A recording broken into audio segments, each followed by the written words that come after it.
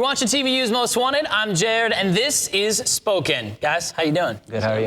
I'm doing all right. Now, I said you guys had a little trouble getting here, and I should clarify, it's not because they were being lazy and were like, nah, we're just gonna sleep in for a while and show up late. It wasn't anything like that. There was a fire, apparently? There was a big fire. We left in plenty of time to get here. Right, because you guys were gonna even come in and be on the riot this morning, like earlier. We were gonna do it right. You know, like we're gonna have an hour to mess with Columbus traffic because we're always like, oh, hey, man, we're not there yet, whatever. So we're driving through this little town about 10 minutes from when we left, Muncie, Indiana, and this truck is coming through, and I'm going speed limit, whatever, it's raining, and he starts flashing his lights, so I'm like, I'm flashing my lights back. I'm like, I'm not on bright or whatever. Come around the corner, a mile down the road, it looks like the sun is rising. Like it was really crazy. So just all flames, just crazy flames. You can kind of see like the rafters of this building and some of the It was a building that was on fire. It was like a warehouse type thing, barn. I don't know what it was, but it was across the street from this really nice farmhouse. And so I felt really bad for those people, because it was just nothing but black smoke. And long story short, we were there 3.5 hours. Oh my gosh. Was this on a freeway or? 2-lane back road, ditches on each side, muddy fields. So there's no way you could turn around. It was just us, our van and trailer, and semis. Like all the people that couldn't turn around, and they're just like waiting.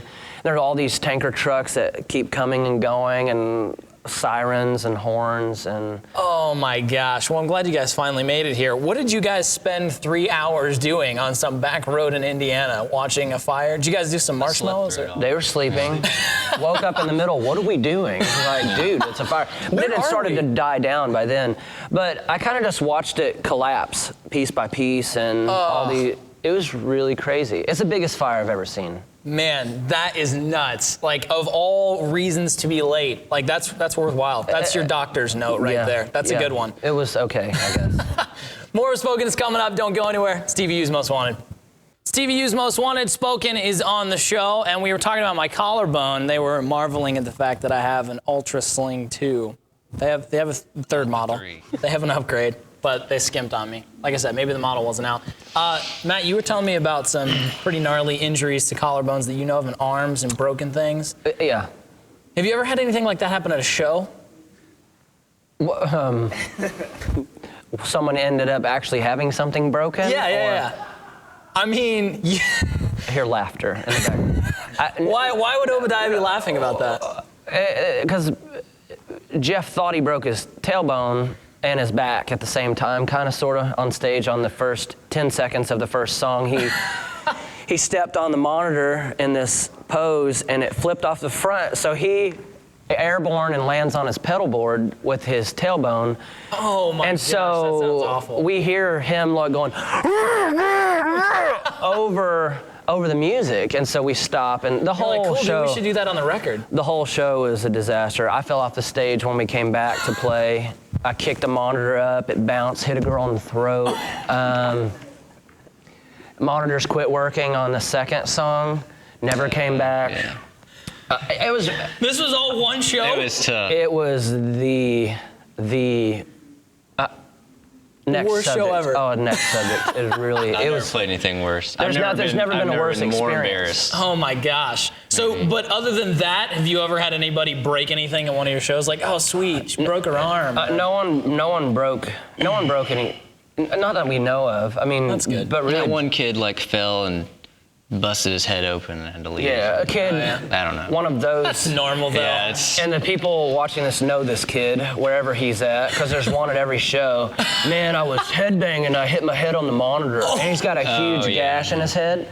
And he stayed at the show or whatever, and it's like, man, that was awesome. I'm like, that is pretty awesome though, dude. I mean, he was into it. It's just not one kid though. Right. This happens often. That's sweet though. I mean, when you can get totally into your band's music so much that you're just like going crazy and you hit your head on something and you stay there.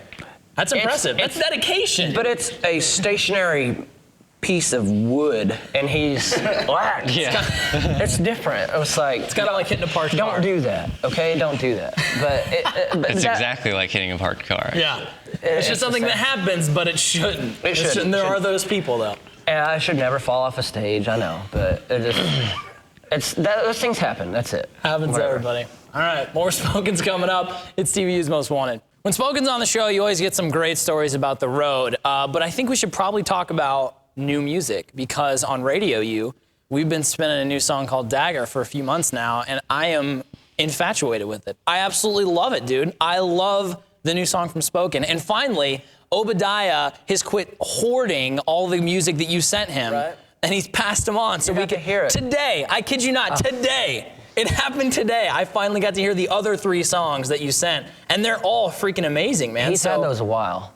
Oh, I know. It was like, since we got Dagger, he was like, oh yeah, Matt sent me some other stuff, and I was like, yeah, but he doesn't know that the songs that he has have already been changed, so they're different now. So okay, so they're different. Yeah. So we can put those up for download then. Right, so I am so far behind now. Like, I was behind before, but now I'm so far behind. You're in the dark, man.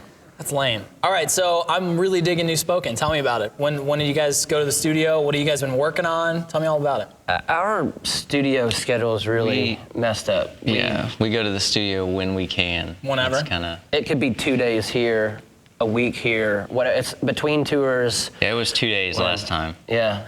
It was. So, you know. It was 2 days, but we wrote and recorded a new song and finished another one during that 2 days. So it's like, I don't know, we've learned to, like, when we get there, just like do it, get it done or whatever. Right. Because we have no clue when we're going to be there again. Right. We're still touring like normal, having some sort of home time, all this other stuff. Studio is just kind of hard, but we're in 3 different states. 3 different Which states. we're always in different states, but it's... To record, you were in 3 different states recording? No, we live in... So when we go home at the end of the tour, it's a day's travel to get home. Right. And so when we go to the studio... Last time we just routed it into our tour. Like that was... We had 2 dates that were like, oh, we'll be here 2 nights in a row. Just gonna stop and record. Sold out studio experience 2 nights in a row. So that's what we did, and played a show and then went home for a week. We were home a week. Yeah. And then we took off driving 2 days ago. I don't know what today is. And I mean, with the studio, we've been writing stuff, doing stuff, and then redoing stuff, you know. So it's been a process. So kind of a work in progress then. Now, where are you guys at in this work in progress? Do you feel like you're close to being done with the new album, or like, what's the timeline for everything? I mean, we would probably say yeah, because we got 9 songs done, but every time we go back, we change something from an old song, or we're trying to make the record cohesive right now. We've got the lightest song, and I can't say the heaviest that we're gonna do, but like, I would say we have that. It is ridiculously heavy. Like, Sweet. It's like you hear it and you're like, wait, that's us? Okay, all right, we did that. I mean, it's really heavy, you know? So it's like, we've filled in all the gaps, but there's 1 more song that we need to finish. And so we'll see if it stays like the same. I don't know, who knows? Dude, I am looking forward to hearing it, because what I've heard so far is it's awesome. I love it. So whenever you guys are ready to put that out, I'll be ready, just so you know. I'm ready. I think we're ready. We gotta figure out how that's gonna go down. Where that's gonna go, what label it's gonna be on, what is gonna work best for what's going on. Because it's so different. It is such a different take on our music, and the songwriting, like even when we're home, it's not like home. We're preparing to leave again, plus we're writing. It's been a nonstop writing process for 18 months, pretty much, like of just sending ideas back and forth. Hey, what do you think of this? I don't know. Yeah, oh, that's cool. Oh, hate that. Whatever. You know what I mean?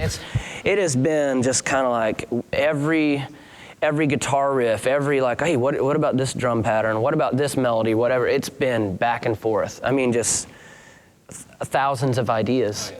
So once you're done, it'll be like, whew, man, it's been a process. Yeah, it'll be like we have never worked so hard on a record, is what it will be. But hopefully it'll be the best ideas we could come up with. Yeah, and that'll be sweet when you guys are done, because it's like, that's the hardest we've ever worked on an album. Boom, final product. Yeah. Cool.